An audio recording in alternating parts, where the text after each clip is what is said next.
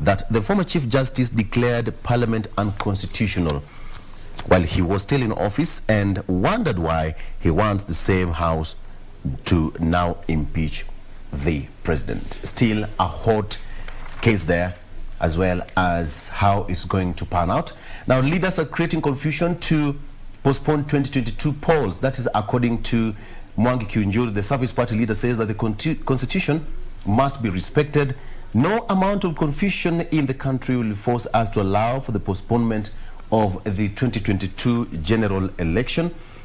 Kiunjuri said that some leaders were coming up with issues meant to put the country in a confused state so that they can get an excuse to postpone the next general elections scheduled for August 9th, 2022. He said that Kenyans won't allow the elections to be postponed and the Constitution must be respected by all, saying that they are praying for peace in Kenya. That is what is making rounds today, and we've been having this discussion, and just a day or so ago, former National Assembly Majority Leader Eden Duale also said that there is no intention for the parliament, the current parliament tenure, to be extended by any chance, and what they're working on is just work on the timelines. Remember, we have got BBI here, we have got the swearing in of new IEBC commissioners, and so many things happening. We have got so many cases putting on hold some of these constitutional processes in the country, and that has got a very big repercussion on that. Education and health take lion's share of remittances to Kenya. That is according to survey. A total of 333 billion shillings was sent home last year, up from 301 billion shillings the previous year. All right. So we are doing so well in terms of how money is being sent home, in terms of education, and so much more. Jen, what do you have for us? You know, I'm still stuck on the COVID-19 funds and that airtime bit, because how many times did we get messages from our county leaders about washing our hands and doing what we're supposed to in line with the Ministry of Health guidelines when it comes to COVID-19? Like, personally, I think I got about 2 or 3 messages this entire time. I don't know if you got any messages in regards to COVID-19 protocols, Vic. Yeah, you can never justify. They said that, you know, they spent millions of shillings in terms of airtime. How that was spent, audit report will show. But then again, some of the counties use the money for print advertisements, you know, electronic radio, TV, and what have you. Some of them would say that they use the same money to send short messages to the constituents on how to mitigate the spread of the coronavirus. And you can never win that war. I don't know. Audit report will just have to give us the way forward on this one. Utapata quote, each message costed 60 shillings to send. And they over 10 million messages. So you can imagine. Do the math and just try and get that is airtime, among many other forms of communication. But, you know, let's wait and see when the audits are done. Now, let's come to the back page of the Daily Nation. This is in regards to Form 1 selection. Now, as we all know it, on the 28th of May was the day that we expected the CS to announce the placement for our candidates who sat for the KCPE exams. That is when they were to know which schools they were going to go to, regardless of whether it was a school they had chosen or not. But on that particular day, or rather the day before, the CS announced that the placement of children will be announced on the 15th of June, which is tomorrow. So as we await this long-awaited placement of Form 1 candidates now, exactly 2 months since they did their exams. It will be happening tomorrow, and according to the CS, he said that all the 1.18 million candidates who sat for their KCPE exams are going to be placed into secondary schools. The learners who have also been out of school since they completed the KCPE exams will also join secondary school mid next month. However, there are new rules that are also going to be put in place, and some of these rules are going to make it hard for learners who have been admitted to particular schools, but they do not prefer the schools that they have been admitted to and would prefer to move to other schools.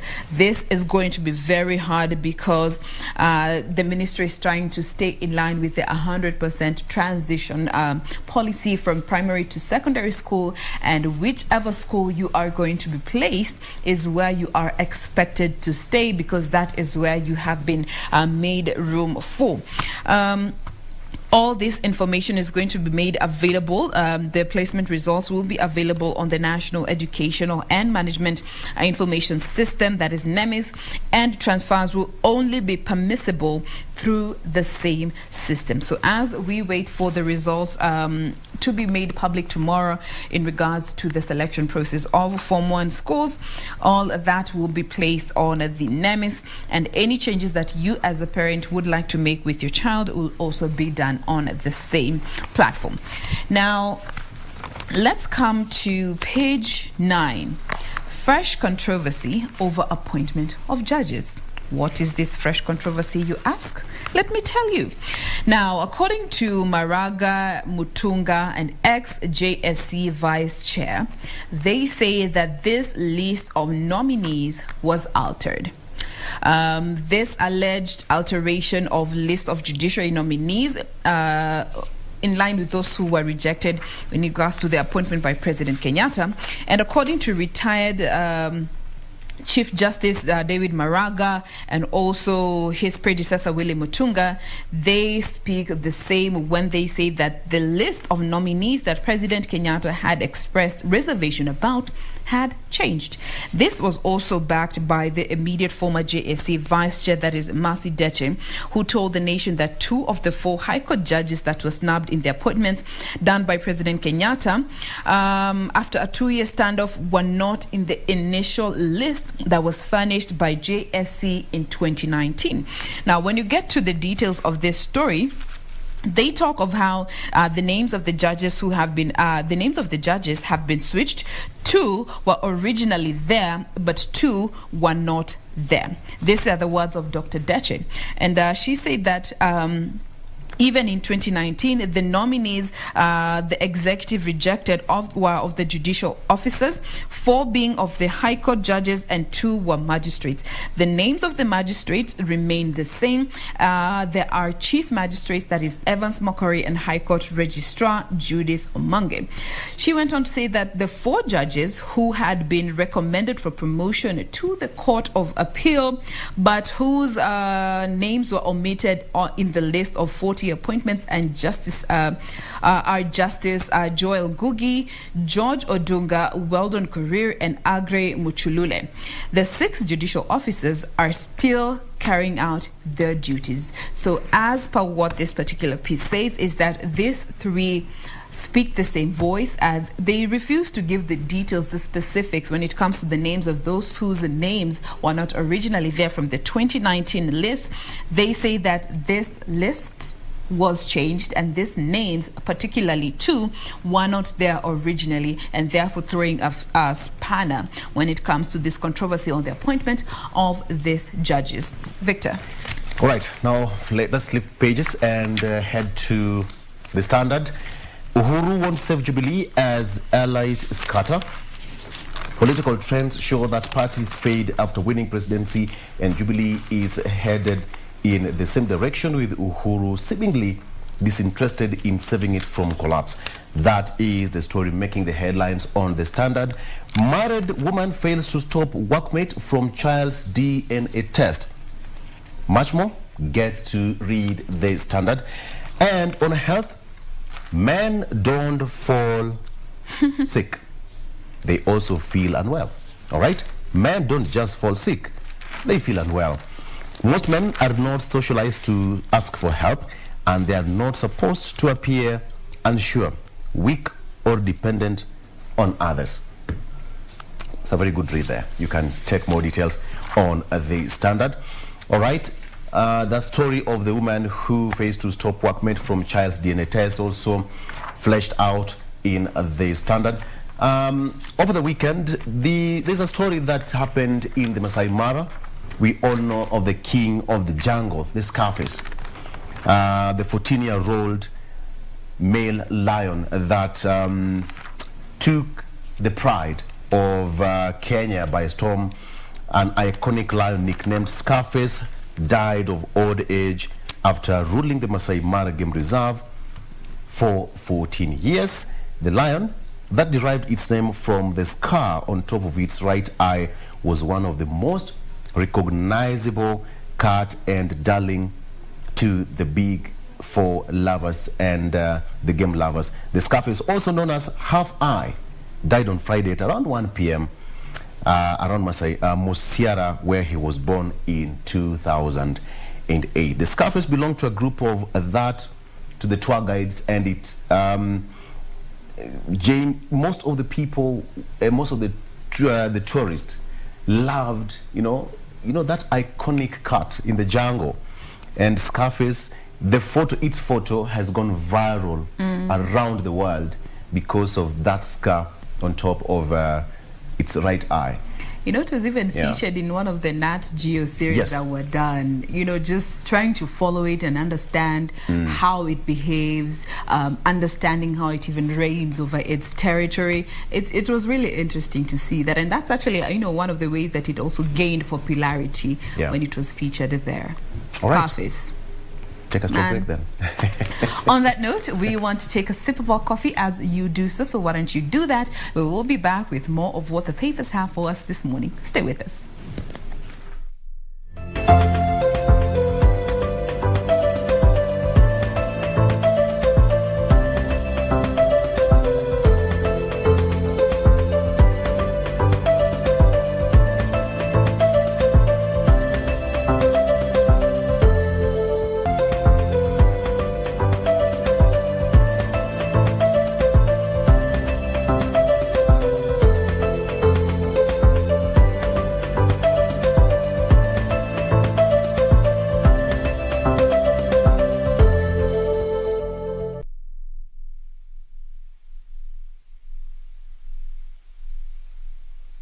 Look at what the papers have for us in this particular segment in the headlines. Our communication platforms still remain open. The hashtag is Good Morning Kenya on Twitter. At KBC Channel 1 is our official station handle.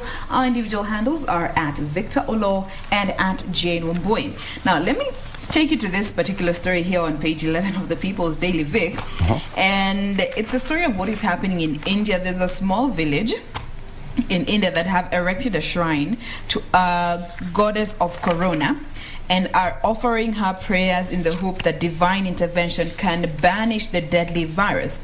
So it has been seeing thousands and thousands of people coming to offer prayers, holy water, flowers. It is a bright yellow shrine which they erected. They pray to it almost day and night. There's an estimated about 30,000 people who have already visited this particular shrine.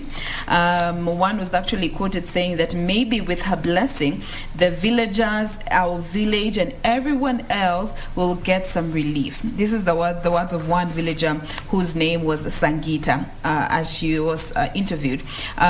We all know what is happening in India. It has been one of the hardest hit when it comes to the coronavirus infections. It is continuing on that road, and we did see the World Health Organization telling us as the population to brace for a fourth wave of COVID-19. So in as much as, we are hoping for the best, people are at a breaking point. And for some, and especially this particular group in India, this is a way to cope, to just try and find relief and find something to hold on to when it comes to hope in regards to how COVID-19 is just ravaging through and taking lives by the day. Vic. Jen, there's a story here of a man who attended, quote-unquote, his burial ceremony on leaving jail. So a man who was jailed for 2 months returned home only to find his family and friends planning to bury a body presumed to be his. Now, some residents of East Kamagambo, that is in Migori County, who saw him walking home where family and friends were planning his burial, ran away thinking it was a ghost. Okay, Fred Ochieng, who had completed his jail term after failing to pay 10,000 shillings fine for a traffic offense, was shocked at the turn of events and demanded to know whose remains were about to be buried, only to be told that it was him. So the family took about 30 minutes before they gathered the courage to move closer to him and confirm it was it's really him. It was, yes. So Ochieng, who is a boda rider in Rangwe, was arrested on April 30th, and on the same day his family reported that he was missing. So for them, they were just about to bury a different person, only for the real person to, can the real Ochieng now stand up? Please stand up. Please stand up. And the real Ochieng came home knocking, only to find that it was not him. All right. Let's talk about some education matters. Grade 6 to get new books in the 1.6 billion shillings project, and 8 publishers have been contracted by the government to print and distribute 1.2 billion shillings grade 6 textbooks. And the textbooks are expected to be in all public primary schools by May next year, when the present grade 5 pupils will move to grade 6. The government negotiated prices for 12 textbooks for learners and teachers' guides in a procurement method adopted in 2017. So that is something, some good news for grade 6 pupils who will be joining school. That is next in May, after moving from grade 5. So you don't have to worry about that. Still on Standard, opinion divided over calls to resuscitate moribund NASA. And we have got leader Raila Odinga there, Moses Atangula, Kalonzo Musyoka, and of course, Musalia Mudavadi. The story of Shabal returning to ODM, now calling, sending some mixed signals in the course, now that the current governor, that is Joho, is finishing his second term as the governor of that particular county. All right. Now, so there's a story here, Jain, of where Mathare Korogocho slums to have flow for boda riders. I think this is a very bad story. This is a very bad indication for the boda riders in Nairobi. Now listen to this.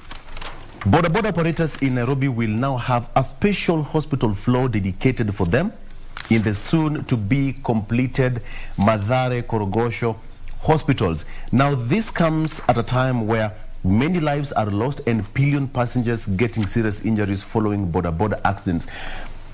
Just imagine that hospitals are now dedicating special floor and wards for the boda operators and their pillion passengers. That's how bad the situation is. But it can be saved either way. You know, we are addressing the consequence of something. Yes. As opposed to understanding how we can take care of the root cause.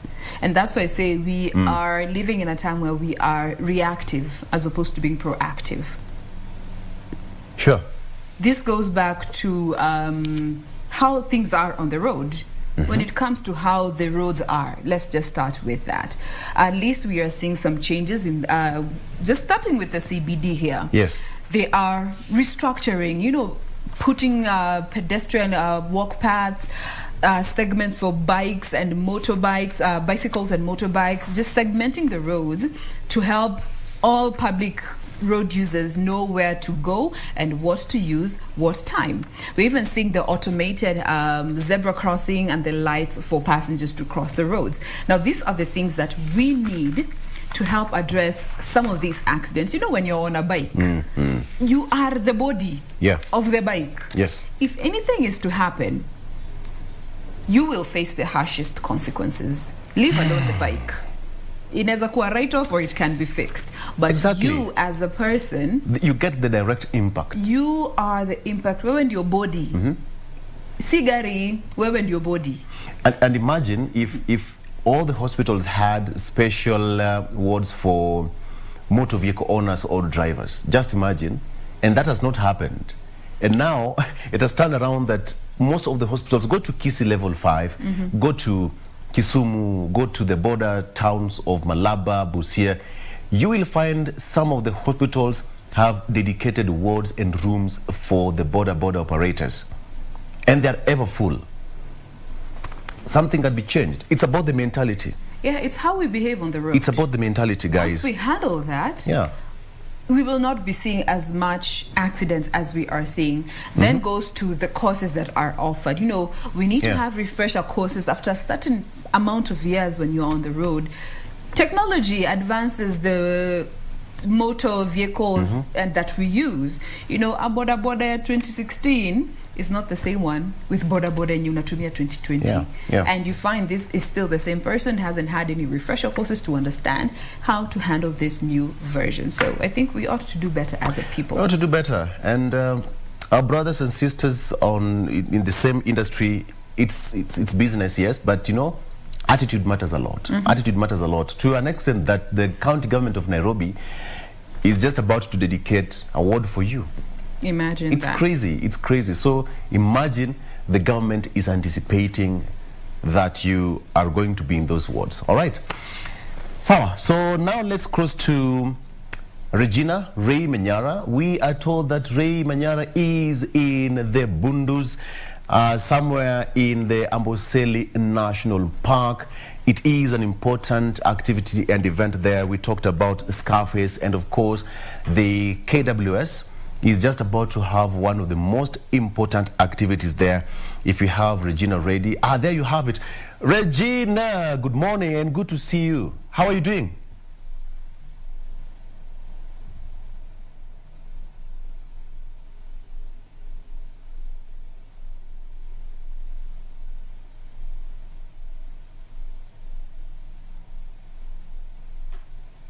All right, seems that we still have audio issues there with Regina, but we are still trying to get hold of her. She is somewhere in the Amboseli National Park, and she'll tell us more details on... Do we have Regina now? Okay, all right. So we have that. All right, we are trying to get to that connection to Regina. As soon as we get her, then we'll get more details from her wherever she is and what the activity is all about. Now, resolve border row in Kisumu and Kericho. Okay, all right, I'm told that Regina is back now. Let's cross to Regina in Amboseli National Park. Regina, if you're ready now, please just go ahead and give us a rundown on what's happening from wherever you are.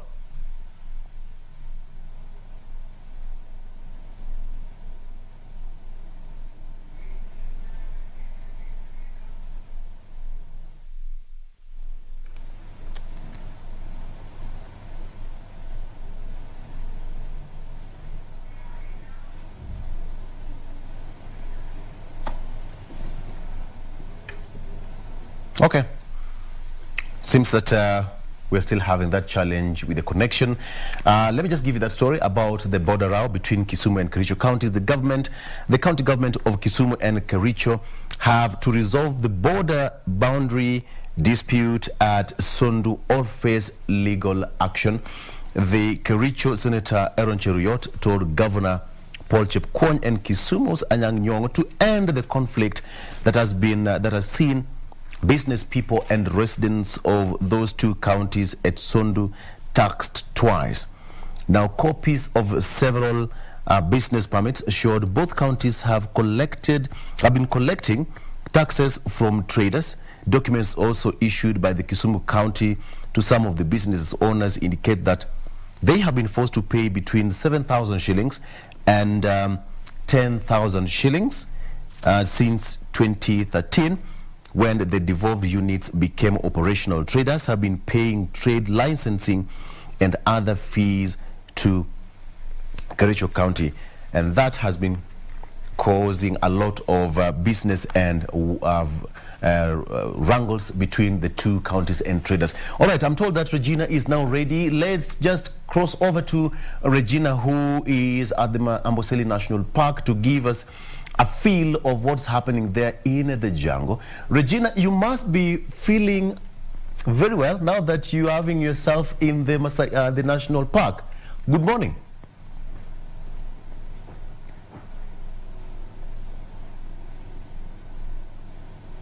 Good morning, Jain and Victor. Indeed, we are coming to you live from Kajiado County at the Amboseli National Park. This is the Oltukai Lodge, and we're here because in not too long, the Tourism Cabinet Secretary is going to officially launch the elephant naming program. Some quick fun facts, being a Monday, because we need to chase away the Monday blues. What you see in the background is Mount Kilimanjaro that is domiciled in Tanzania. A fun fact is that while the mountain is physically, or rather geographically, in Tanzania, that spectacular view is only in Kenya. Indeed, Kenya prides itself as an ideal tourist destination on beach and safari. Also in the background are what we refer to as wild-beast, better known to, or rather referred to as gnus. A fun fact about the gnus there is that it's said that it is a patchwork. That particular animal or species is a patchwork. The face of a grasshopper, the beard, or rather the goatee of a goatee with, yeah, if you can say that, the face looks like a grasshopper, but the tail looks, or rather is very similar to that what you find on a horse. Those are just some quick facts about where we are, because we are in the wild. Now, this particular elephant naming ceremony that is going to be officially launched by Tourism Cabinet Secretary Najib Balala in the next few hours or so, just is a precursor to the International Elephants Day that is marked on August 12th. Now, Kenya has been at the forefront in trying to stem poaching. The statistics indicate that in 2020, Kenya lost 11 elephants. But for Amboseli National Park, for the last 2 decades, that's around 20 years, they have not lost even one elephant. Just going to show that what has been done by the KWS here, that is even monitoring these elephants as we speak, using a unique technology that follows up, or rather keeps track of these elephants using DNA. Later in the day, we're going to also be talking to the KWS service to just understand this particular technology and what it has done to ensure that they do not lose the wildlife here. Remember, if there is no wildlife, then the tourism sector that has really been struggling owing to matters of COVID-19 disruptions would likely actually suffer more. So matters of poaching have been quite the thing that has even dropped, or rather even world over. Look at what is happening in Zimbabwe, Zambia, as well as South Africa, where hunting is actually not prohibited, unlike here in Kenya. So also later in the day, we're going to be having a conversation with the Tourism Cabinet Secretary Najib Balala to just tell us what are his thoughts post-budget and what the tourism sector has received. Some of the lessons that the hospitality industry players have been pointing at during this 1 year post-COVID is that the domestic tourism has provided a buffer. The domestic market has provided a buffer for the hospitality industry, because now global travel is almost at a minimal, as foreign states, our source markets, that being the United States of America as well as Europe, have cut travel owing to COVID-19. So what is being done by the tourism ministry to just help hospitality industry players continue weathering the storm? And is the time right to now focus clearly on domestic tourism? Well, for the Amboseli National Park, last year, they recorded births of elephant calves at a number of 289. So Jain there and Victor, also among these particular statistics, is that one of the elephants there, and being that elephants are mostly matriarchal, was a set of twins. And we understand that this was a phenomena. It's very rare to have an elephant giving birth to elephant, or baby elephants, what we're referring to, but culls in twins. So we'll be keeping tabs on what is happening, especially in Amboseli, what they're doing different from other national parks, and also to just look at the tourism sector in general. What we need to know is that the elephant is said to have an institutional memory. If you go down in history, and some of the documentation that has been put out there is that where an elephant crosses with a herd, 5-10 years ago. Whether the river flows there or a construction comes up, they will still follow that channel. An elephant is also a species that mourns its dead. So those are just fun facts about elephants. So we are live from Amboseli, which happens to be in Kajiado County. We're going to be keeping tabs on the day's happenings, and I hope that where you are is not as chilly as where we are right now. So we'll be keeping tabs as we continue with Good Morning Kenya. I'm Regina Manyara. Back to you, Victor and Jane.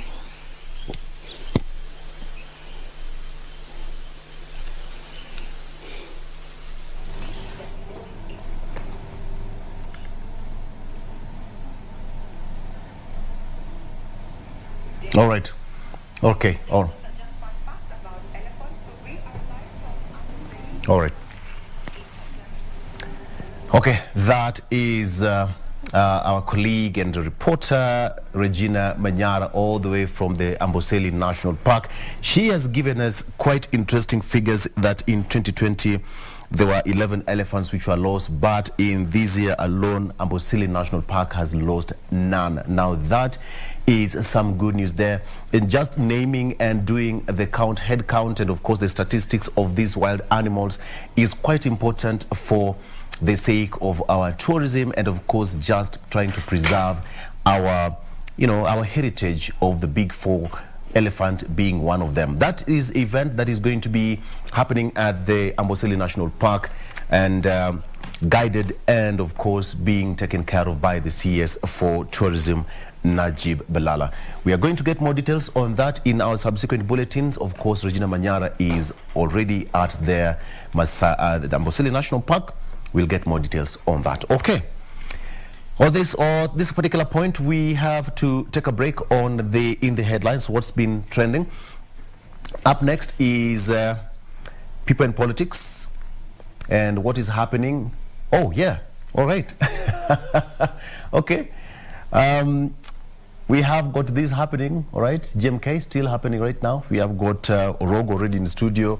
Advice Mundalu is also going to join us briefly so that we can continue with the discussion, all right? Shall we take a break? We'll be right back.